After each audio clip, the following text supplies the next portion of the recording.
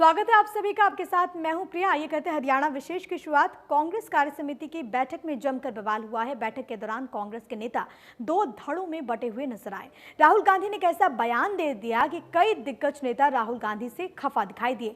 कांग्रेस बैठक में हुए इस बवाल पर बीजेपी ने भी जमकर चुटकी ली। इस बहाने विपक्ष पर जमकर निशाना भी साधा गया। कांग्रेस कार्य समिति की बैठक ऐसे वक्त में हुई जब पार्टी के 23 वरिष्ठ नेताओं ने नेतृत्व पर सवाल खड़े किए हैं। बैठक का माहौल शुरू से ही बेहद तल्ख रहा। वरिष्ठ कांग्रेसियों की चिट्ठी सार्वजनिक होने का मामला छाया रहा। सोनिया गांधी ने अंतरिम अध्यक्ष पद से इस्तीफे की पेशकश की। साथ में उस चिट्ठी का जवाब भी दिया जिसमें नेतृत्व पर सवाल उठाए गए थे। इसके बाद पूर्व प्रधानमंत्री मनमोहन सिंह और पूर्व रक्षा मंत्री ए.के. एंटनी ने चिट्ठी की आलोचना की। फिर राहुल गांधी ने बेहद तीखे लहजे में इसकी टाइमिंग पर भी सवाल उठाए। उन्होंने यहां तक कहा कि चिट्ठी बीजेपी के साथ मिलीभगत कर लिखी गई है। इस पर वरिष्ठ कांग्रेसी नेता गुलाम नबी आजाद को खड़े दिए। उन्होंने कहा कि अगर मिलीभगत साबित हो गई तो वे इस्तीफा दे देंगे। वहीं कपिल सिब्बल ने राहुल गांधी के बीजेपी से मिलीभगत वाले आरोप पर तीखे शब्दों में ट्वीट भी किया, जिसे बाद में डिलीट कर दिया गया।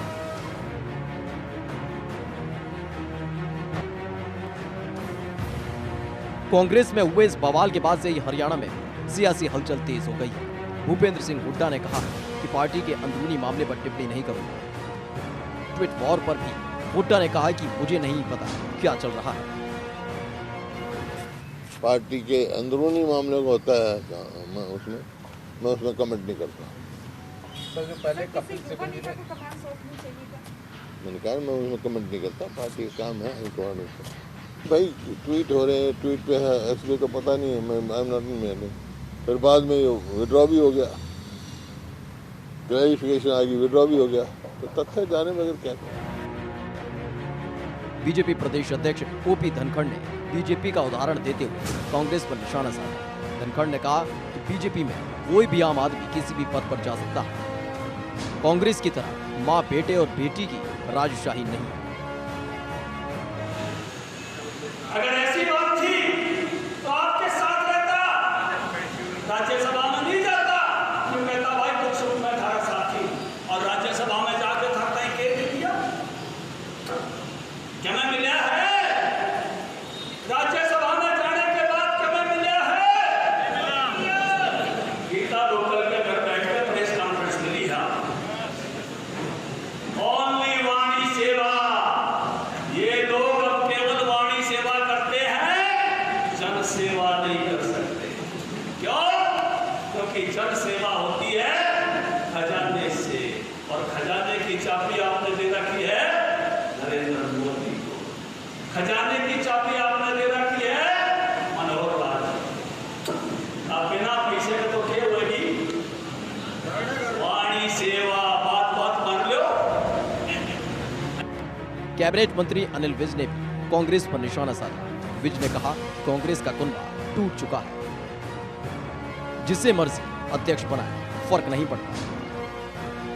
उनके घर का मामला है, किसी को बनाना, हमें उससे कोई फर्क नहीं पड़ता। ए.के. एंटनी और मनमोहन सिंह ने जो कांग्रेस के नेताओं ने पत्र लिखा था उसकी निंदा की है कि ऐसा कदम नहीं उठाना चाहिए था। इसको आप किस तरह देखते हैं? नहीं, देखिए अब ये कुनबा टूट तो चुका है। सबकी अलग अलग राय है, परंतु सबकी मजबूरियां भी हैं। उन मजबूरियों के कारण इनको फिर नेहरू गांधी परिवार के छाते के नीचे ही जाना पड़ता है। इसलिए अलग अलग तरीके से ये अपनी बात कहने की कोशिश कर रहे हैं, अपने अपने नंबर बनाने की कोशिश कर रहे हैं। वहीं रविवार को हरियाणा कांग्रेस अध्यक्ष कुमारी शैलजा ने कांग्रेस की अध्यक्ष श्रीमती सोनिया गांधी को पत्र लिखा था। पत्र में कुमारी शैलजा ने कहा कि गांधी नेहरू परिवार ने हमारे देश को अपने खून पसीने से सींचा है।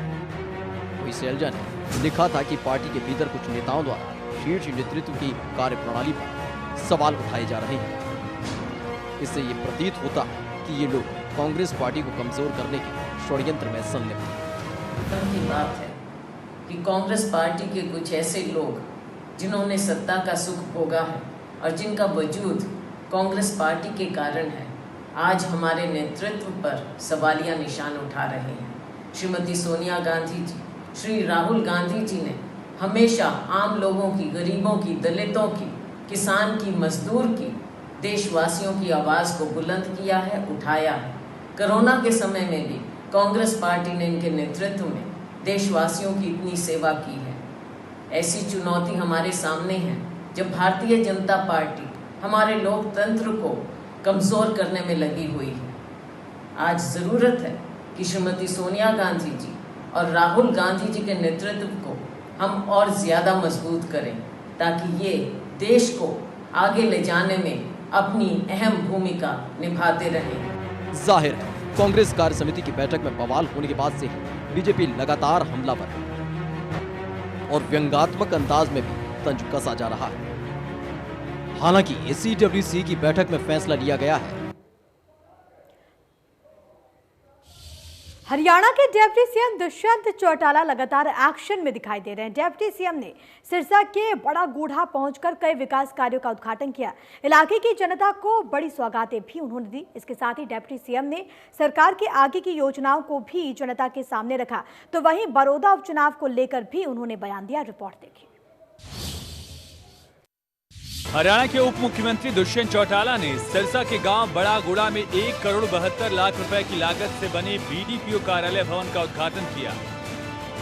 वहीं डिप्टी सीएम ने कालांवाली में विभिन्न सड़कों का भी उद्घाटन किया। कम्युनिटी सेंटर की आधारशिला भी रखी।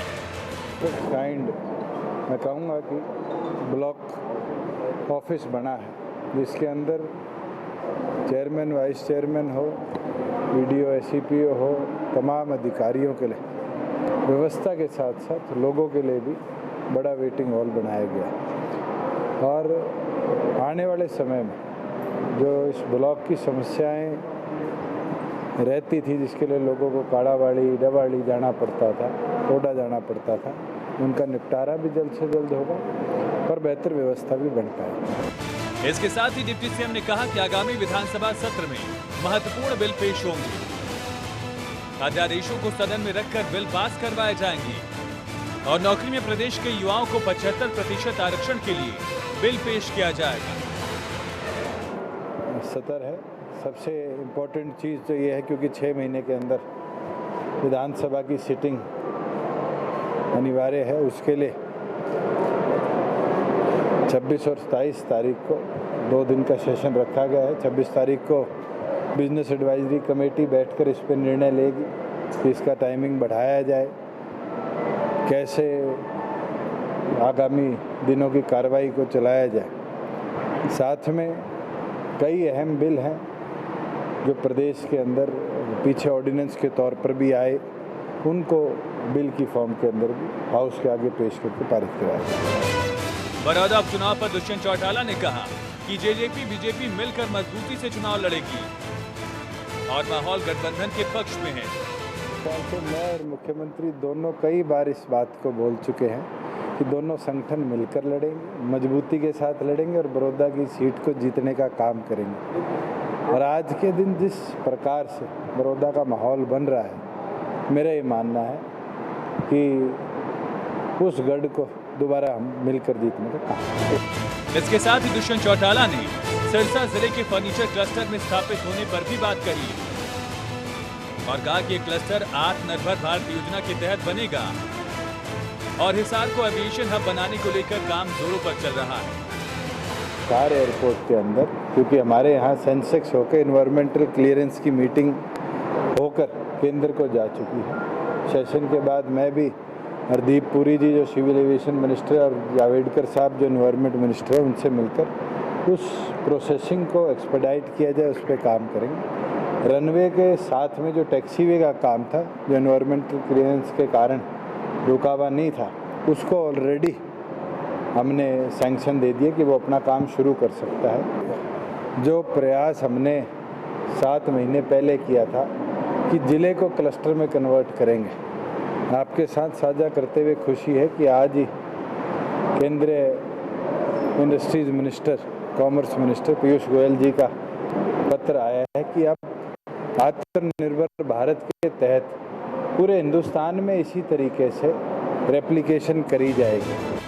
जाहिर है डिप्टी सीएम जहां एक तरफ लगातार प्रदेश को नई सौगात दे रहे हैं, वहीं दूसरी तरफ बड़ौदा उपचुनाव को लेकर भी पूरी तरीके से प्रतिबद्ध दिख रहे हैं। Bureau report, India news Haryana. तो वहीं बड़ौदा उपचुनाव को लेकर कृषि मंत्री जेपी दलाल ने कई गांवों का दौरा किया।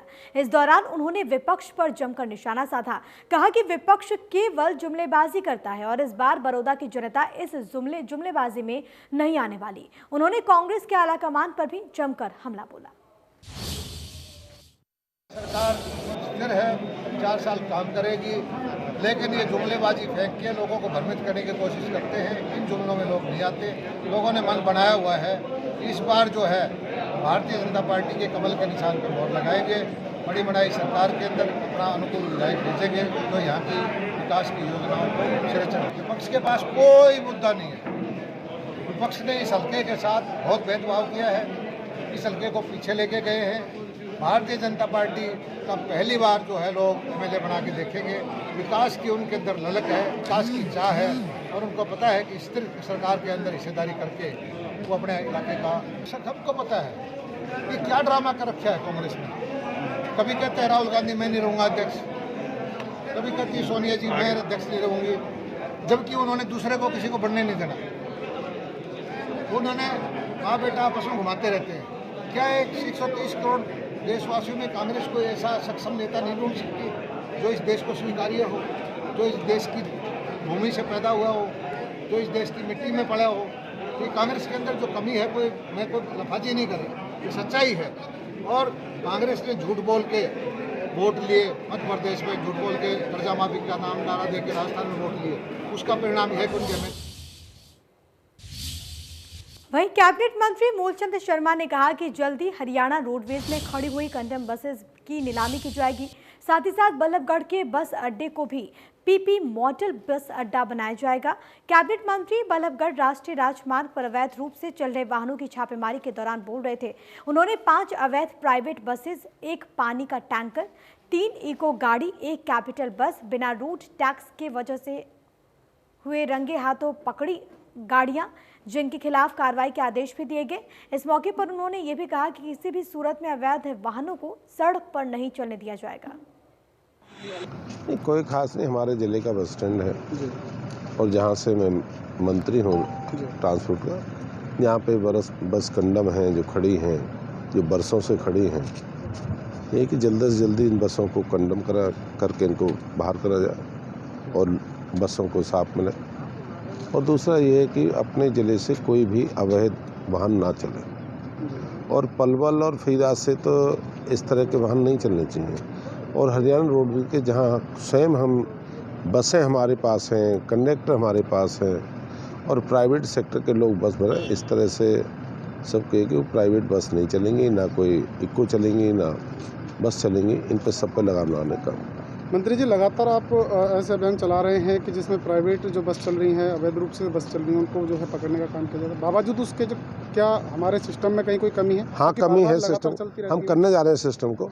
आरटी के महकमे में बहुत बड़ी तब्दीली करेंगे। जो काम नहीं करेंगे उनको हम बहुत बड़ी तब्दीली करेंगे, चाहे इसमें कोई एडीसी हो, चाहे दूसरे महकमे के अधिकारी हो। अपने जो काम के प्रति जो जागरूक नहीं है, जो काम के प्रति भाव नहीं है, उनका उस महकमे में रख। फिरोजपुर छिड़का से विधायक मामंग खान पर हिंदू परिवार को धमकाने का आरोप लगा है। अनिल कुमार नाम के व्यक्ति ने पुलिस को लिखित में शिकायत दी। अनिल ने विधायक मामंग खान से परिवार के जान को खतरा बताया। क्या कुछ उन्होंने आरोप लगाए हैं, सुनिए। मैं अनिल कुमार गाँव मूलथान। हमारे गांव में लाइट की बड़ी समस्या है। मैंने एमएलए मामा खान इंजीनियर को फ़ोन किया था कि हमारे गांव में लाइट की बड़ी समस्या है। तो फ़ोन करने के बाद, शिकायत करने के बाद एमएलए साहब गर्म हो गए। गर्म होने के बाद एमएलए साहब ने कहा कि मैं तुझे भी जानता हूँ, तेरे बाप को भी जानता हूँ, तू मेरे से बच लेना जहाँ बचना चाहता है। और इतना तक कहा कि तुझे छोड़ूंगा नहीं मैं। और इसकी मेरे पास रिकॉर्डिंग है और मुझे बार बार धमकी मिल रही है। मुझे और मेरे परिवार की सुरक्षा चाहिए। मेरे से कहा कि तुझे नौकरी नहीं करने दूंगा और यहाँ तक कहा कि तुझे मुद्दा पकड़ के। और इसी के साथ हरियाणा विशेष में आज के लिए फिलहाल इतना ही। नमस्कार।